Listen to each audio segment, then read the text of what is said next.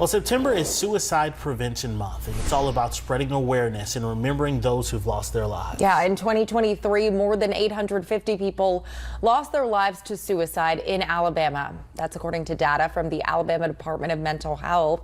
48 Sarah Grace Kennedy joins us now live with more. And Sarah Grace, you spoke to a Huntsville mother who works tirelessly to help prevent any more lives being taken by suicide. Right, on April 18, 2019, Kamika Shelby's 15-year-old son died by suicide. 6 years later, she's turning her grief into a positive outlet for change. He had the biggest smile. If there's one thing about Nigel you'll remember is his smile. Kamika Shelby showed me one of her favorite pictures of her son Nigel. It shows him smiling big in front of the camera. She tells me that this picture was taken just a week before Nigel took his own life. Just looking at that picture, you wouldn't think that his life was so heavy. Kamika says that Nigel really struggled with depression and anxiety after being bullied for his sexuality at school. Kamika tells me that she was not aware of all the bullying that he was enduring at school until it was too late. I was taking him to be treated. I guarded him a lot because of what he was going through. I honestly thought that he was in a better space. I never would have thought that morning I would come home from work later that day and I would find him that way.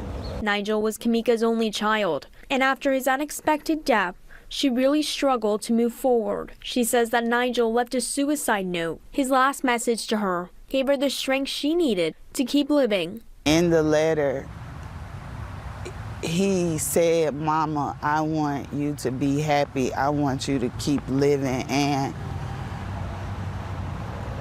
somewhere them words clicked. And I felt like for me to give up, I was then letting him down. It was after rereading that letter much later that she realized she could take that tragic experience and turn it into something that could help others.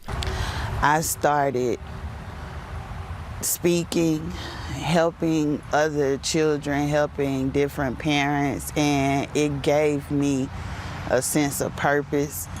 And with that strength, I started to pick my life up. Kamika even wrote a book and started a foundation called the Nigel Shelby Foundation that helps children like Nigel with scholarships, food, clothing, and other essential needs. Nigel may no longer be here, but there are a million kids that are here that's just like him. Keita Jones, Kamika's older sister, tells me that she is so proud of her sister for using their pain to help make a difference for other kids just like Nigel. I really feel like that's one of the big things that my sister wants to do with her foundation is let these kids know that there is someone that you can reach if you feel like there's nobody in your circle that you can talk to, that you can reach out to, that you feel safe enough to tell your deepest, darkest secrets, and you don't have to worry about being judged.